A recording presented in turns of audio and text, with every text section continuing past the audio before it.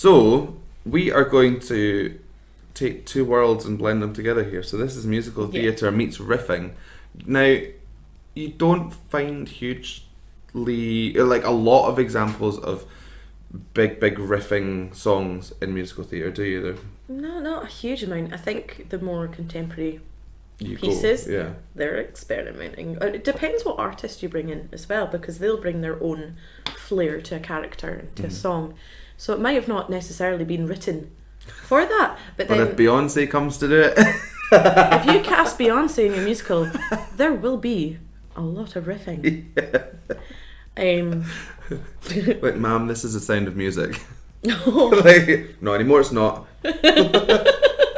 Edelweiss. Oh, I'd love to hear Raindrops and Roses.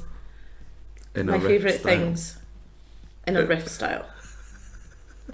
If you're up for that challenge, please. Yeah, send them in. Hashtag, what's the song even called? My favourite things. Hashtag my favourite things. Rift. That's never that'll take off. we could start a movement, Rosemary. Oh my gosh, yeah. Oh no, do you know what? I'm gonna actually put on somebody riffing to Edelweiss. I've just thought, I know if somebody does it. She has got the most amazing voice. Okay. So that was probably ASMR there, wasn't it? Yeah. Amazing voice. I've no idea what I'm doing. That freaks me out. I know, I don't understand what the appeal is of ASMR. I think it's just very funny. Is it supposed to be funny, or is it supposed to be sexy?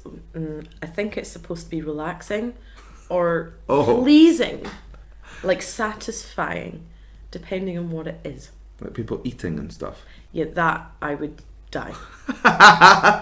Not up for that. I think that's the next part of my channel. Just eating to ASMR. Or doing ASMR while eating. Yep. Just a bag of crisps. I won't be watching that. Right, let's do this. So what are we going to be listening to? Tell me. Tell me all about it. I don't know anything about this musical. I think the first time I was ever truly woke from from someone riffing was when I watched Rent, and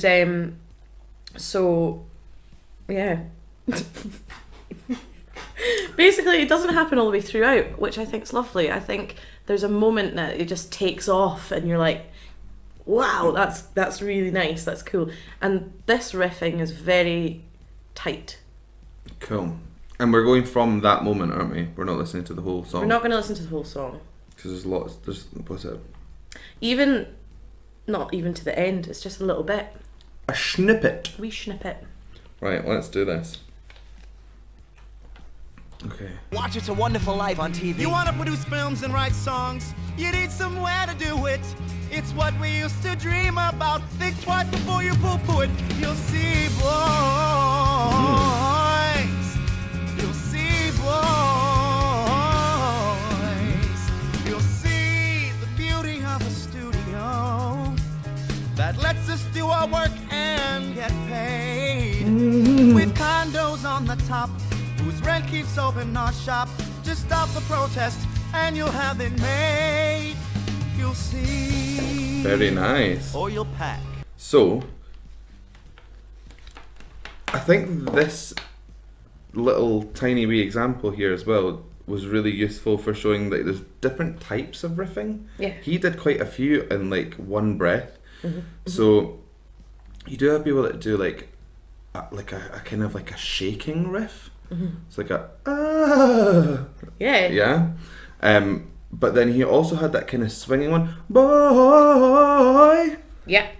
He had like loads of stuff going on, and it's a really good example of how there isn't one style of riffing. Mm. So that was I enjoyed that, and he woke you, Tay Diggs. Aye. Gave me chills. Gave you the goosies, Aye. as they say. Yeah. And I actually thought, I was like, I'm never going to be able to sing like that. No. But you never know. You can't. So actually, this might be a good time to talk about how to riff. Actually how to do it. So, if you are an aspiring riffer, or you really want the runs. By the way, the runs in Scotland means you've got diarrhea. That's why it's funny. I don't know if it's like that anywhere else. But yeah, let me know in the comments if you've got the runs. So if you want to become proficient at riffs and runs, the first thing that you need to do is think backwards. So riffs in general tend to be very, very fast. What you want to do when learning riffs is start very, very slow. So if the riff is ooh, ooh, da da da da da da da, 1, 2, 3, 4, 5, 6, 7, 8. That many notes? Yeah. If you wanted to do that, start really, really, really slow. You go ooh, and what you want to do is you want to do that as many times as it takes for that to feel comfortable, for everything to get into the right position, and for it just to feel really, really relaxed. And then you want to slowly start speeding that up. So you'll go ooh, ooh, ooh, ooh, and speed it up and speed it up and speed it up and speed it up. You'll notice that my runs there kind of fell off towards the end. It's because I didn't give myself enough of a chance to get into it. But that's essentially the fastest and easiest way that I could suggest that you learn how to riff. If you're wanting to learn somebody else's riff, like a specific run, and you have an example of it on YouTube, you can actually slow YouTube videos down. Did you know that? No. Yeah. So you can take the video and play it at like half time, quarter time, and increments like that. So you can slow their riffs down to really find out which note it is that you're not finding. You know, if it's like a really complicated riff, and you can do the first part and the end part, but the middle part where it either goes, you know, from major to minor or minor to major, your pentatonic scale turns into something completely different. Yeah. You can slow that down and then really map it out, and then go from doing that really, really slowly to a little bit faster, a little bit faster, a little bit faster, until you're riffing like a god. Yeah. That was the thing for me, is learning that it's a pentatonic scale. Yeah. Learn that. Yeah. Learn your pentatonic scales and they drill all it in your fall head. Into it, don't they? They do. Yeah. Yeah. It's harder doing it up the way. But the theory is, once you get that scale into your head, you can essentially use them in different parts. So you can jump from here to there and then go up through the middle and then start back up. And there really isn't a limit to what you can do, as you'll see with some of these riffers that we're going to go into. But yeah, it's pentatonic scale. Start off very, very, very slow, speed up into it, and you should be all right. And use them sparingly as well.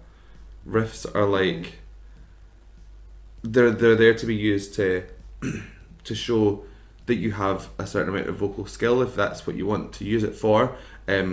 But if you do it constantly, it comes off as showboating. Really, to me, it does anyway. Yeah. How do you feel about over riffing? Yeah, I feel that sometimes it's not necessary. Like with other genres and different extras you put on, it works best when it's like it's less is more. It's like a nice little added part to a song, which you can get excited about to hear. But when it's constant, you lose the tune. Yeah, you can totally fall off the melody. Personally, I love singing along to everything. And if there's too much of that going on, I'm like, whoa, I'm lost. I'm lost. Yeah, don't like you anymore because I can't sing along to you. It's exactly right though. Yeah, music's supposed to be a kind of connecting experience. Yeah. And in order to pull your audience in, you want to show that you're really, really good, don't get me wrong, but you also want to show that you're in a way accessible. Like, you want to bring people along for the ride with you. Yeah. And when you're just like, look what I can do for 3.5 minutes, people are gonna like switch off. Some might not, some absolutely love it, but well, I think, you know, everyone can do what the hell they want. Yeah, swings and roundabouts. Yeah. Apples and oranges, riffs and runs. Riffs and the runs. Yeah. I would say, like, when I've been trying to perfect riffing, which isn't a lot because I do a lot of musical theatre, but sometimes when I'm feeling a bit soulful, I find the shape of the mouth helps, like changing, opening, like a vowel. So if it's it just changes slightly, and it helps me get fall to the end. Place. Yeah. So it's experimenting with your mouth shape as well, and keeping everything nice and relaxed in your jaw too. I visualize it as well. I visualize the riff like, I don't know, like something like a Pong or something, like with ding ding ding ding ding ding. I can see it in my head. Needs to move there. Needs to move, and shift accordingly.